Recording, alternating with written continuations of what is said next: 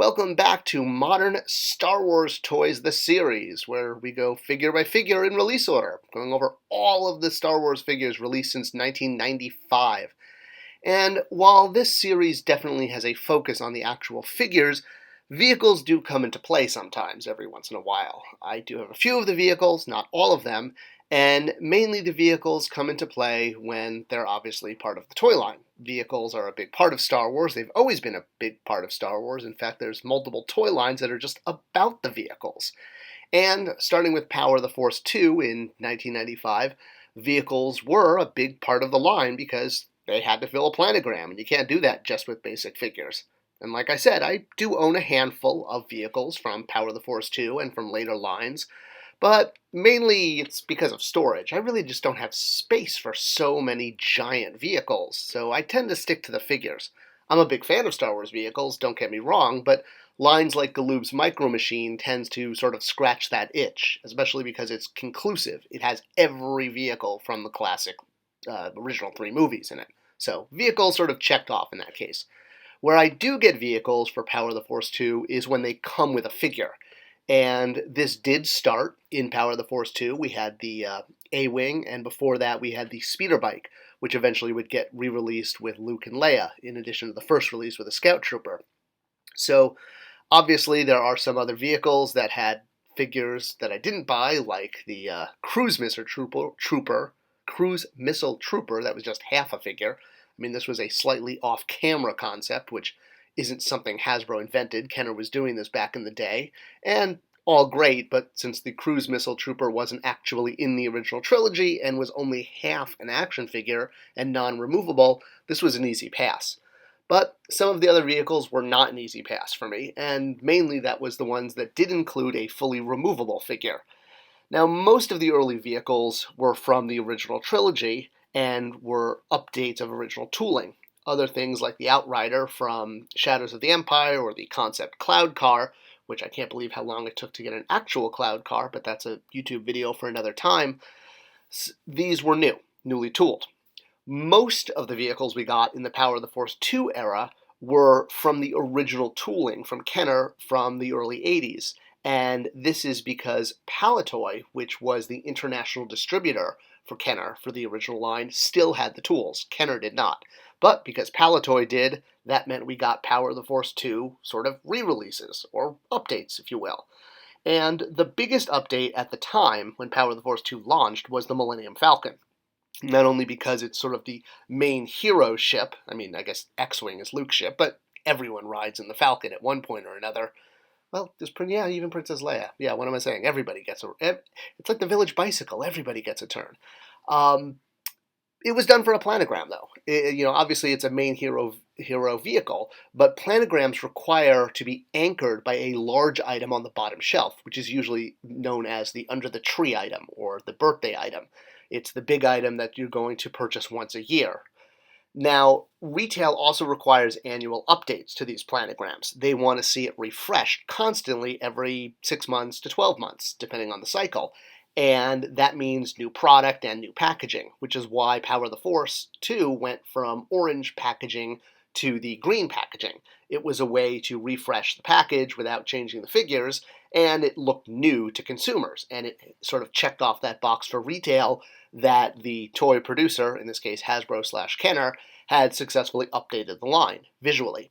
And to update that slot on the planogram for the bottom to anchor it, the Millennium Falcon got updated to a brand new toy, the AT-AT, or as we like to call it, the AT-AT.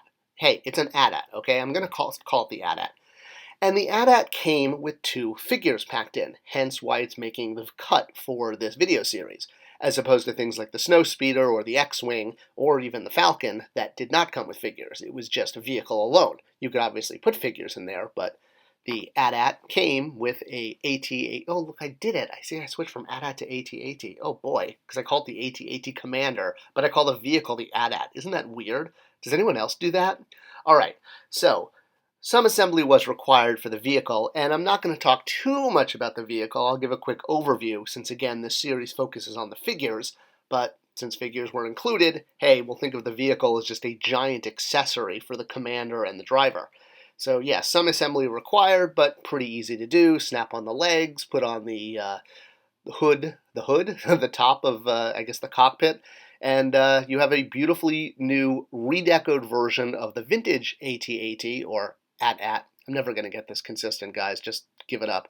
There were some updates, such as a computer screen where the commander could talk to Darth Vader, and there were some voice chips, and, pretty nifty and all of that. But otherwise, it was the same toy that we had growing up. Here's actually my AT-AT from when I was a kid. That I was more excited to get the proof of purchase points than the actual figure came out, or vehicle, because it had like double the number of proof of purchase points, which meant I could mail away for something quicker. Now, Hasbro would do a new version of the AT-AT later on and repackage it a few times. This one was bigger and meaner and came with more parts and more electronics and all of that jazz. And it was physically bigger. It was, it kind of dwarfed the original one, which was obviously based on the vintage, and it cost more. But hey, if you really wanted this one and you wanted to upgrade, you had options. But the new one didn't come with figures, so didn't have to sweat getting that one the way I did the Power of the Force 2 one. And it did become the centerpiece of a lot of collectors' collections. A lot of collectors' collections? Yeah, that sounds okay. For quite a while, since it was so big. And, as noted, it came with 2 figures, although it did not come with blasters, as shown here. They were blasterless, so I guess the vehicle was their accessory. And unlike later vehicles that had pack-in figures, like the gigantic Millennium Falcon, which I still kind of regret not getting, the figures here were in a window box, so you saw what you were getting, and you saw that it included a Han Solo and Chewbacca. Well, the Power of the Force 2 AT-AT had the figures, but they were just noted on the card art, or the front, as in a photo, an inset photo, as being included. They were polybagged inside of the box. You couldn't actually see them. And this did lead to quite a lot of theft, because people could buy the vehicle, take the figures out, reseal it, and return it to Toys R Us. I did not do this, but I did know multiple people who did. What can I say? I hung with a vicious crowd of toy collectors, I suppose. So that's probably why they were changed to being able to be seen in the blister for later releases. Speaking of later releases, the AT-AT or AT-AT Commander did get a release in Power of the Force 2 on a single card with that awesome slide, because, as we've established, kids love playing with slides, and it would be a slight retool with more of a bend in the knee. And you would get a more articulated driver later on because, well, this character had quite a few releases in the line throughout the last 20 years. He would show up in the Saga collection, he would show up in the Legacy collection. Really, the only thing he hasn't shown up in is the Vintage series.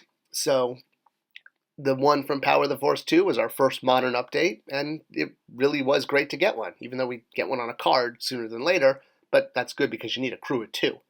Now, that crew was obviously piloted by, or commanded by, General Veers, who you may also know from Lucas's other film.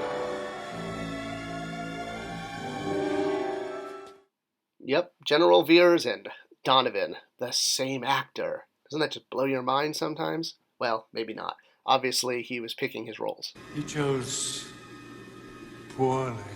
And by choosing General Veers, he got quite a lot of action figures, more than he did for getting Walter Donovan. I don't think there's a single Walter Donovan action figure. And we would get an official General Veers figure in the Saga collection with removable, or with a helmet that would go on. And then we would get our AT-AT, or AT-AT, Commander in the Vintage collection, which was not necessarily General Veers. I guess it was one of the guys driving one of the other AT-ATs. This kind of mimicked the vintage Kenner AT-AT Commander, who, besides being lost in the snow and found after my dad was mowing the lawn the next spring, represented a generic driver, as did the Imperial Officer, but the Imperial Officer vintage Kenner figure had a picture of General Veers. So Veers kind of got 2 figures in the vintage line from a certain point of view, to, paraphrase Obi-Wan Kenobi. I suppose the best General Veers figure, though, has been the Black Series one, since the existing Imperial Officer body just needed a new head, and then you could swap it with the AT-AT helmet. But since the series is not about Black Series figures, let's just leave you with a picture of Carrie Fisher and her stunt double sunbathing.